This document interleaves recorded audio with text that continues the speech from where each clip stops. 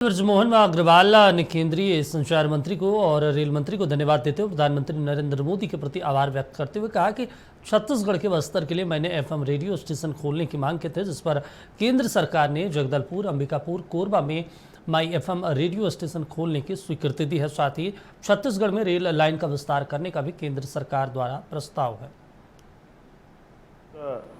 खुशी की बात है कि केंद्र सरकार ने जगदलपुर में, अंबिकापुर और कोरबा में 3 नए रेडियो स्टेशन एफएम बैंड खोलने की सहमति दी है और घोषणा की है। मैं केंद्र सरकार के प्रति बहुत बहुत धन्यवाद ज्ञापित करता हूं।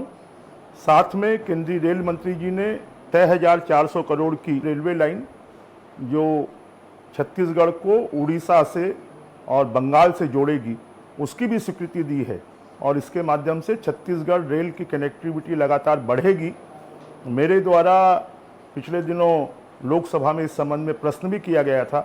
मैं केंद्रीय रेल मंत्री जी को और केंद्रीय संचार मंत्री जी को बहुत बहुत धन्यवाद देता हूं और आदरणीय प्रधानमंत्री नरेंद्र मोदी जी के प्रति बहुत बहुत आभार व्यक्त करता हूं।